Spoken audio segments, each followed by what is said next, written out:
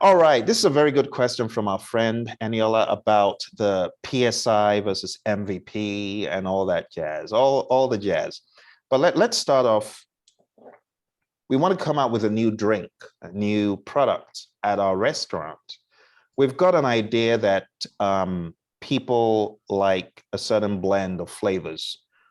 So we need to understand what the customer really wants and if this is what they would buy. So let's create, first of all, without spending tons and tons of money on production and facility and ingredients, why don't we just create a few sample drinks on the days when we know the most varied type of customers come in? So we know school kids come in after school, we know professionals come in after work, we know the older folks come in early morning, but let's say there's a confluence of those times, and we know, okay, we're probably going to have our most typical audience. Then you give them this drink, not what is formally done already, but just like an experiment of, I wonder if people would actually buy this. And you just hand them out to people. It's the minimum amount of functionality that you needed to do for people to give you feedback. So, what's this? For sure, I would buy it. You know what I mean? So they taste it and they give you feedback. And let's say out of 10, maybe two say, it tastes like garbage. But at least you got 8 people tell you they would likely buy it. And you know, not everything on the menu is what everyone is going to buy. So that's your minimum viable product. You didn't need to go crazy spending millions of dollars. You just did a few samples. And those samples gave you feedback that is what a customer could buy. That's your minimum viable product right there. You didn't even do any production. Another time, a minimum viable product could be a survey. It could be, would you consider buying a drink made of this and this? So you may not even need to do any sample drinks. Maybe your minimum viable product is a survey, right? You asking questions. So the minimum viable product is the minimum amount of anything you would do. It could be of a product. That's why it's often called minimum viable product, but it could also be a service, right? So it's the minimum thing you need to do, the minimum amount of functionality that you need to give a customer to get feedback as to if that is what they really want. Now let's open up this because PMI has their own definition of it in the glossary. It's a good one that we should read. So let's go to minimum viable product. Oh, not here, not in the glossary. This is probably going to be earlier on in the book. So can someone who has the electronic copy just search for minimum viable product or MVP? It's there in one of the side notes of the book, if you've got the electronic version. Okay, here it is on page 23. Never mind. It reads, completeness and delivery are subjective. The team may need feedback on a prototype. So this could be my prototype, right? The team may need feedback on a prototype and may then choose to deliver a minimum viable product MVP to a subset of customers. The customer's feedback helps the team to learn what they need to provide for subsequent delivery of the final finished feature. So if your customers give you feedback and it looks like it's a slam dunk, go for it. So the 2 cycles you have that in would be in Agile and Scrum, right? So Scrum is not a life cycle. Agile is a life cycle in the sense of speaking about iterative, incremental, predictive, and agile, but agile is more of a mindset. But as far as the minimum viable product, people use it a lot in agile, but it doesn't have to be agile. You can use the concept of MVP even in a predictive world, because if you deliver a prototype, won't it be sensible to at least get feedback of some sort before you build? So you build an entire structure. Why? You could have just given them a prototype. It's still the same concept of MVP, right? You give them a prototype of the building, you show them, and architects use this a lot, and they use this to glean feedback. It's the same concept. Agile just puts the name MVP around it. It's the minimum amount of anything you need to do, An MVP. Another example could be you have a party, you're having a party and you invite in all these guests and you want to find out what they would like to eat.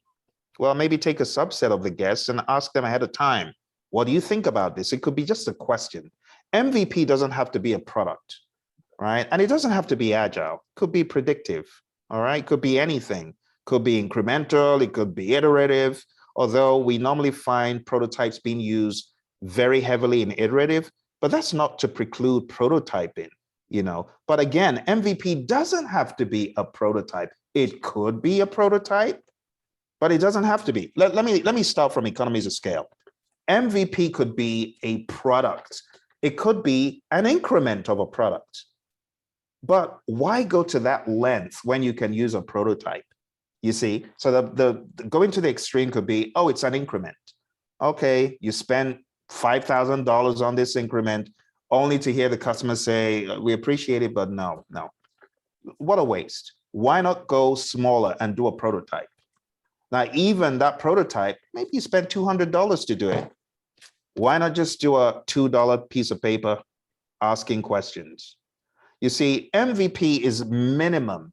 So in our head, we need to ask, what is a minimum thing I need to do to get the best or maximum feedback to know if I'm on the right track? Does that make sense? Yeah. Good. So that's MVP. Now, let's say the customer decides, okay, we like this. We like the drink. Your next step will be to ask, what is the minimum marketable product?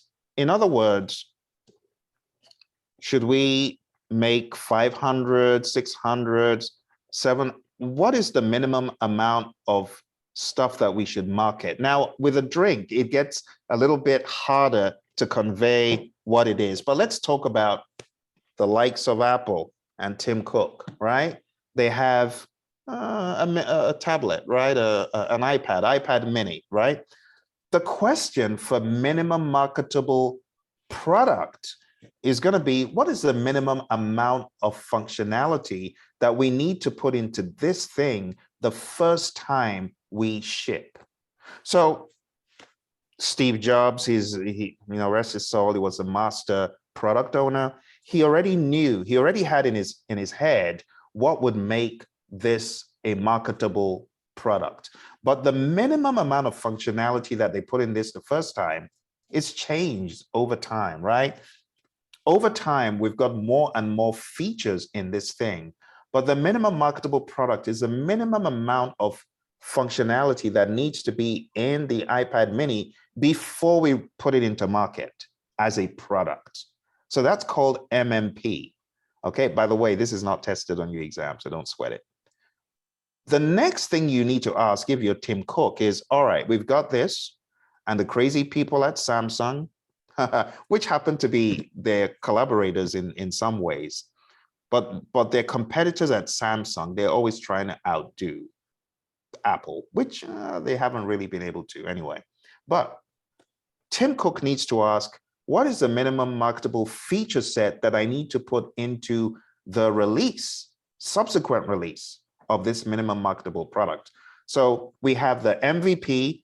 What is the minimum amount of functionality I need to put in this to get feedback as to if this is the right thing to build? Then we have MMP. What is a minimum marketable product that I need to put in the market the very first time this launches? And then the subsequent question will be, what is the minimum marketable feature set that I need to put into a subsequent release? They're always giving you releases. And to be quite honest, with the iPads, with the Apple tools, once they come out with the MMP, people are so happy, except a few aficionados who are like, no, we want more, we want something else. And then the question will be, what is the minimum marketable feature set that we need to put to increase the minimum marketable product? Okay, so do those make sense? Minimum marketable product and minimum marketable features, subsequent releases. Does that make sense, Eniela? Yes, it does. Yes. Okay, now there's one more, the potentially shippable increment. And the potentially shippable increment is pretty much for your iteration or sprint. what are we going to deliver that is potentially shippable? Now you got to remember, when we talk about minimum marketable product and all these terms, the way the PSI comes into the picture is as follows. You have your minimum viable product. Your minimum viable product is going to give you intelligence about the minimum marketable product. And then your minimum marketable feature is going to be as a result of your MMP. So your MMP is a particular level of functionality. Subsequent functionality will give you the MMF, right? However, you need to remember that in order to get your minimum marketable product and your minimum marketable feature, you need your potentially shippable increment each sprint. So what is the idea? If I call this PS as in potentially shippable, you can have potentially shippable increment 1 plus potentially shippable increment 2 plus potentially shippable increment 3, giving you your minimum marketable feature. You also need to think about it like this. If we are at the very beginning of the journey, then this could easily be looked at as your initial MMP is going to be potentially shippable increment 1 plus 2 all the way to N, right? But your minimum marketable feature is something that is going to be contained in subsequent releases. So your PSI is that PSI thing, it changes. Your potentially shippable increment for sprint 1 and sprint 2 and sprint 3 could be the very beginning. And then as you begin to move through the life of the product, you could have potentially shippable increment maybe 10, potentially shippable increment 12, potentially shippable increment 11, those being a minimum marketable feature set for a release. And then the next minimum marketable feature set for subsequent release would be PS 20, 21, 22. Does it make sense? You get in the narrative?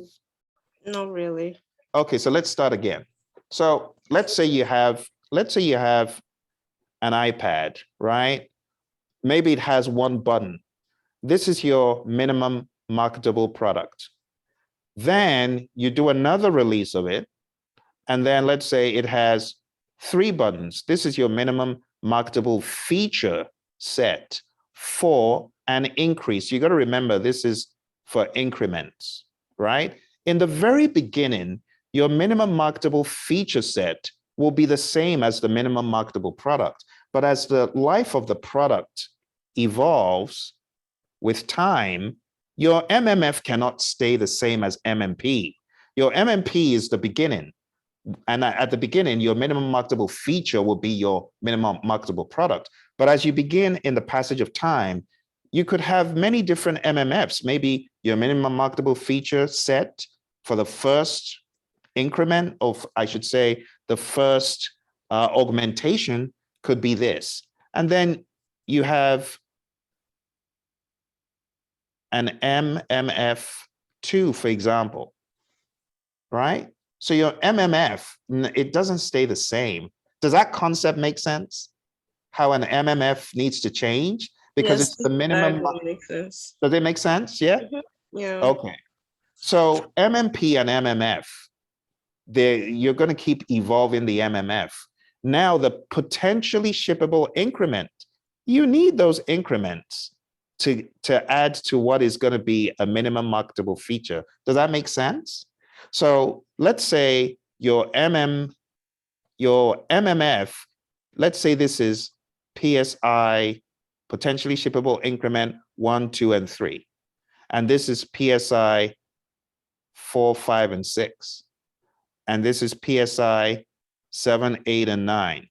And this is potentially shippable increment 10, 11, and 12. Is what I'm saying making sense now? Yes, yes. Because within each, for you to deliver a feature set, you need potentially shippable increments. You know, your potentially shippable increment is not a whole product.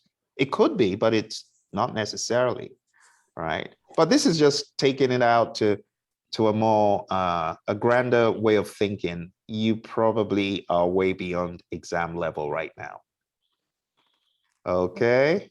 Okay, thank you. Oh, you're welcome. And if you want more information, I think I've got a video out there that explains MMP, MMF, PSI. So the MVP does not have to come, the goal of the sprint is not the MVP.